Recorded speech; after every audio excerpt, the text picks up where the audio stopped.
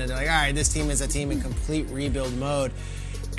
They don't think that way. They doubled down on Ben Roethlisberger. They went and they brought him back for another year, and he restructured his contract.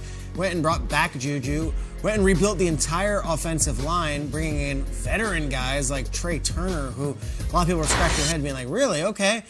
New offensive line, new offensive coordinator in Matt Canada, who's going to run a lot of the pre-snap motion stuff that we see around the league. He was one of the masters of it in the college game. And I love the fact that people aren't considering the Steelers in the AFC North, a division that they have owned for much of the last 20 years. So I'm going to say Mike Tomlin, coach team, Ben Roethlisberger, Hall of Fame quarterback, and with TJ Watt and Minka Fitzpatrick and Devin Bush and the rest, Steelers are being slept on as now we're inching closer to week one. And Kyle, I know you took them to win last year. The Super Bowl. But this is this year. I feel like no one is. I know. It's just Lamar and Baker and even the Bengals are just so sexy. It feels like they're the new cool thing. It's hard. But you're probably right. When we used to play ping pong and stuff in college, we'd have a skunk rule that you played at 21, but if you got to 7-0, the game was over. You got skunked. Like, it was start the game over, you lost. The Broncos went to Minnesota and skunked the Vikings. Like, they should have stopped that game and started over. Get off the table. You will not see, like, a bigger butt-whooping in the preseason than the Broncos laid on Minnesota. Offensively, defensively, this was like a masterpiece. Granted, an August masterpiece, but Denver looked awesome. And Drew Lock, when Drew Lock has it, he looks really cool. It's like, true. he has it all going on. He's got the moxie and he's got the throws. Like, there's been a lot of downs, but when those ups are sexy as hell, and he looked really cool that day. Surtain comes in, jumps a pick six. So I will just throw out Denver. The quarterback's their only question, the only one. And again, Herbert, Mahomes, of course. But Denver is one of those teams that, oh my God, they went 9-8 and they got a wild card. Who knew? It's going to be somebody. It might be them. By ping pong, you meant beer pong, sure. Absolutely, Shaun. Listen, life is better with a solo cup in your hand. I'm with you. I'm going to go with the Saints on this. All right, here we go. All right. Here's the deal. Every time you bring up the Saints, it's always about the quarterback position. We talked about Jameis Winston here yesterday. We talked about, what are they losing with Drew Brees not being there. But I feel like when it comes to the Saints, I feel like we're all just walking down Bourbon Street and we're walking into the absinthe house. I wish. We're like deleting what happened last year. Defensively, I'm talking about. It's like nothing that the defense did last year is on anybody's mind. The fact that they were top 5 in scoring defense, total defense. I mean, these guys they held the Tampa Bay Buccaneers to 3 points the second time they played. They're defending Super Bowl champs. That was a rough But we night. forget about it. They were 6-0 in this division. They swept the entire division, but we don't talk about that. We don't think about that. So we're all focused on, who's the quarterback. We don't even think about the fact that they have Alvin Kamara and one of the best offensive lines in the NFL. So I think the Saints, even in that division, look, they should be talked about in the same breath as the Tampa Bay Buccaneers. They beat them twice last year. So I think that when you look at their defense, absolutely that's the strong point. But look, their offense, look, they've got some boys up front that can do some things too. Speaking of defense, I believe I called C.J. Mosley a cornerback. He's absolutely not a cornerback. Big linebacker. Big linebacker, who we know. And Love him. a couple of years ago. I know. Before he took his first snap and then did nothing for the Jets, unfortunately. So big expectations for him and those Jets. Not a linebacker, or not a corner. Silly me. Preseason week 1 was full of excitement, guys. It also gave us new insight into some of the position battles around the league. I'd like to know where the position battle is on the NFL map, in the ecosystem, as you would say, Peter Schrager, that you are most interested in going down. Kyle mentioned Denver's got a quarterback showdown. We've got them all over the league. I look at the future of the NFL, and I think I'm going to go back to Pittsburgh. That number 2 spot is really interesting to me. Mason Rudolph is the incumbent. He's been the backup to Ben Roethlisberger. They brought him back. We know what we're getting with Mason Rudolph for the most part. He's had moments in the NFL, and it's long been assumed he's going to eventually take over from Ben Roethlisberger.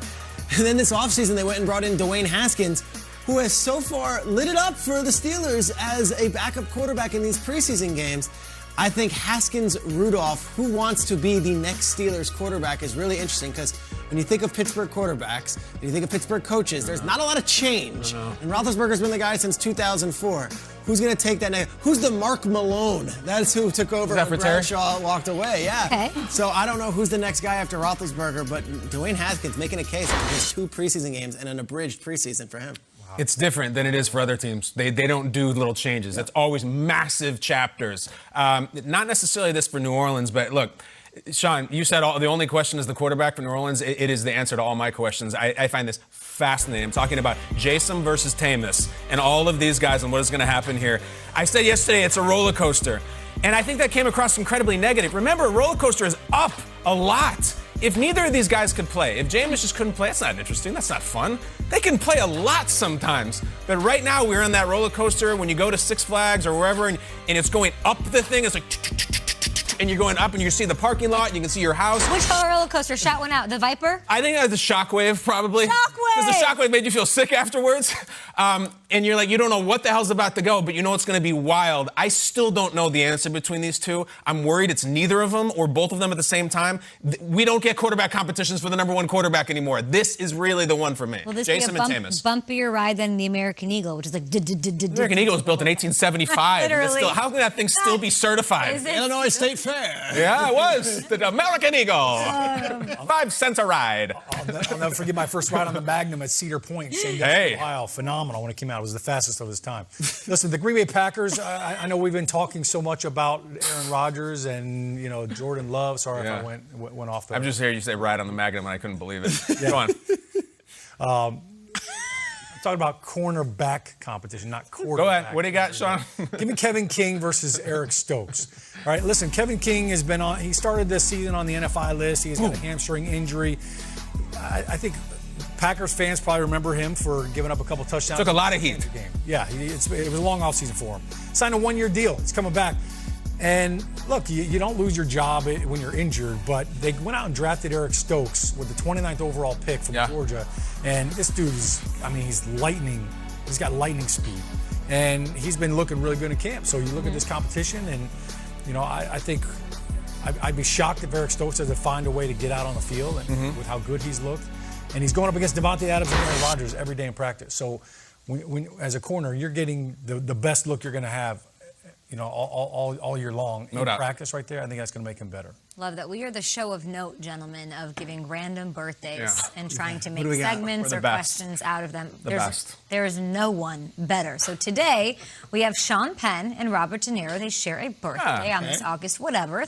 Both actors, they're known for playing sort of intimidating characters, right? Little tough guy. Who is your favorite intimidating / tough guy actor of all time, Peter? That's a great question. Dennis Farina is my choice. Great choice, Peter. I love Dennis Farina. I'm already intimidated. I love Dennis Farina. Do we have a photo of Dennis Farina? I know we've got this great database. Yeah, got it. There he is. You picked the movie. What comes to mind? I think, honestly, A Midnight Run. Yeah. Where he's chasing them down. But Get Shorty, he's fantastic in. He's in so many. Look, I actually put together a list of my favorite. We got Brought to you by Kit Little Kat. Big League. He plays a tough guy in that one.